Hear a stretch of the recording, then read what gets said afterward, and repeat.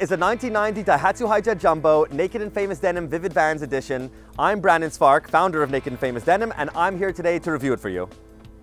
Daihatsu means Osaka Engine Manufacturer, and this company, which is currently wholly owned by Toyota, was founded in 1951. You may not have heard of Daihatsu because they only entered the US market for a mere 5 years, between 1987 and 1992. This is a Japanese mini truck called a Kei-Tora, and Kei in Japanese means lightweight, Tora means truck, and so you have a lightweight truck. Japan actually created this Kei class of cars and trucks in order to promote more efficient vehicles, especially after World War II. They wanted to save on gas and be efficient, so they gave tax breaks, and because of the small roads and because of those tax breaks, these babies became super popular in Japan. The idea for this project came about 14 years ago when I went to Japan for the first time. I just remember being in the countryside and seeing these miniature trucks rip by me and carrying giant loads that you would never expect. And it just looks like these fun, amazing Tonka trucks that are going by you. And I was like, oh man, I have to have one of these. To actually source this car, it took over a year. I studied car auctions every day in Japan, was looking for the exact details that I wanted. Another pain in the butt about bringing these trucks in is that in order for them to be street legal in America and in Quebec, where we currently are, they have to be 25 years old or older. It's such a ripoff because in the rest of Canada, it only has to be 15 years. To understand how tiny this thing is, check it out compared to a modern pickup truck. Insert picture of it next to my pickup truck here.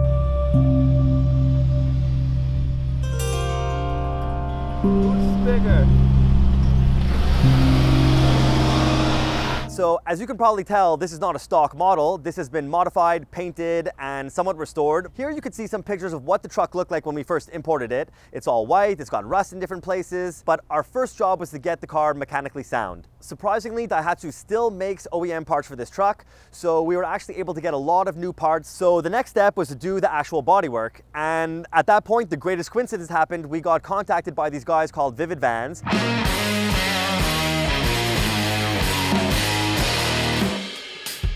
And they said to us, hey, we're big fans of your brand and we want to make a denim van. I said, oh, that's such a cool idea. And we have the perfect project for you because we just imported this mini truck. Vivid Vans is this amazing company from Duncan, BC on the west coast of Canada. They mostly specialize in VW Synchro vans, but they also do all kinds of other stuff. So we sent out our truck to them all the way from Montreal to Duncan, BC. So here you can see a picture of the two handsome son of a guns who run Vivid Vans. So on the right, you can see Nate, who's literally the big boss. At 6'8", he still fit in the car. And on the left, you can see the luxuriously long-haired Quentin, who is the mastermind behind the paint and the mechanics. All right, guys, let's do it. Let's finally dig in and review the awesome quirks and features of this great truck. So as this truck is a pickup truck, we got to talk about the bed. This is no ordinary pickup bed. As you can see, the tailgate comes down, but so do the sides, turning it into a flat bed truck, which is very convenient if you have to take bigger items. It can actually take 800 pounds back here, and I've used it to carry a jungle gym to my kids' school. The part of this project that Vivid Vans was the most excited about was the experimental paint job. They had the idea to create a paint that fades just like Japanese raw denim fades. So as you can see, it's a dark indigo, just like jeans are dark indigo, but it didn't start like that. So the car started off white, and then they did a light blue, and then they put a darker blue, and a darker blue, and a darker blue, and a darker indigo, and eventually you get this super dark indigo result. And this is the same way that we dye jeans. We start off with a white yarn, and we dye it in indigo, and then we dye it again, and again, and again, and we let it dry between each dye, and that creates this beautiful indigo on the outside with the white layer on the inside. That's the same thing that this car is. So as you use the car and just go about your daily life, there will be scratches, there will be things rubbing up against it, and eventually it will fade just like your favorite pair of Japanese raw denim jeans. So the next feature that I want to talk about is one of my favorites, and it is the wheels. Not just because the stock ones are 12s and now we're running big on 14s, but because these are some of the coolest vintage Japanese wheels in existence. If you check out KYUSHAShoes.com, which is an amazing database on vintage Japanese wheels, this is said to be the first ever 3-piece Japanese wheel, and these have been made since 1971 and are still made today. So the next feature I want to talk about are these headlights. I think they're great, and in my opinion, without these, this car project is not complete, because the original ones are so crappy and so dim and so terrible, whereas these are the opposite. They're so bright, they're beautiful, they have the integrated turn signals. They're actually made for a 1992 Jeep Grand Cherokee as an aftermarket part, though I cannot take credit for finding it. This YouTuber named FupaBox found out that they fit the perfect dimensions that will snap into place and fit into the Hi-Jet Jumbo. All right, let's talk about the interior now. I wish you guys had smell-o-vision through the camera, because the first thing that you notice when you come into the car is the amazing rich smell of the natural vegetable tan leather. And I love natural veg tan just like I love raw denim, because they're the two materials that the more you beat them up, the harder you are on them, the more your skin gets on them in the oils and the sun, the more beautiful they become, the more they fade, the more they develop this beautiful natural patina. And so we did the seats, we did the doors, and we did the shift bag in natural vegetable tan leather. And so here on the headliner, on the sun visors, and on the carpet, we used our famous 18-ounce big slub indigo rope dye Japanese selvage denim.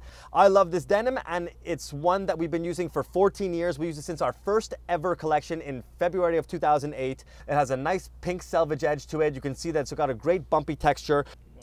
To commemorate this project, we had this artwork done to create this awesome new leather patch. You have the dual branded logos, you have our Pop Art Nude and their classic VW Synchro van, all rocking out together. So I know in these types of videos, you guys love hearing the horn. Unfortunately, this is not the stock horn. The stock horn was blown out. So this one was purchased at Canadian Tire. Nevertheless, here goes. As you can see, it has the original radio. So instead, we have this hidden radio, which you can see in the glove box over here. There's also speakers added in the doors and a subwoofer here down in the middle. But because we know this truck is so damn cool, we always have it set too high. Another one of the oddest quirks of this car is the sound it makes every time I start the car, and I don't mean the engine, but listen up.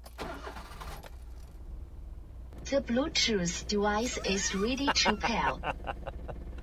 The Bluetooth device is connected successfully. It's funny every time. Here under the seats, you can see the engine. It's a 660cc 4-cycle 3-cylinder overhead cam engine producing a beastly 38 horsepower and 40 pound-feet of torque. Now, that sounds like it's not a lot, but this truck is really quite light. I never have any problem keeping up with traffic. It's deceivingly nimble and pretty damn fun. So let's go and take her out for a test drive. Let's go!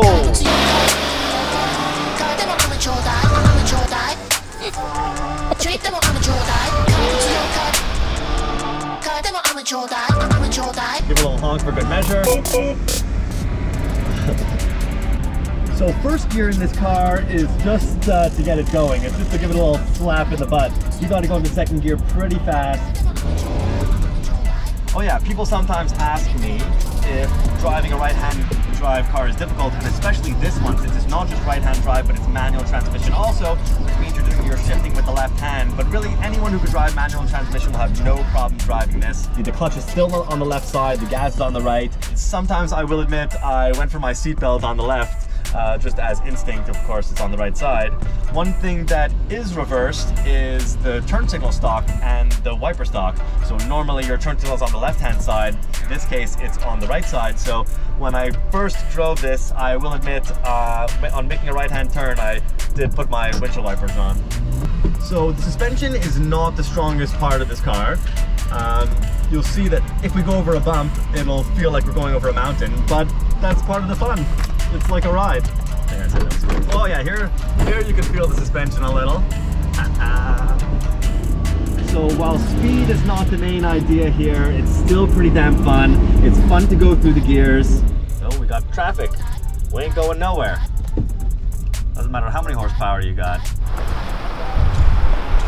No tachometer, as you can see. Sometimes when people see this car, they ask me, like, why did you get this car? And I'm like, why would I not buy this car? The cooler volume should always be set too high. I think we're passing a movie over here, giving us the move slow. Yeah! Away! Haha, see? You pass by a group of people, everyone takes a look. What do you think about this car? I want one. Perfect car for a sound guy. That's perfect. No, three cylinder, 660cc. Oh yeah. Yeah, man. The amount of attention that I get in this car and the amount of smiles that it makes as you drive by is amazing.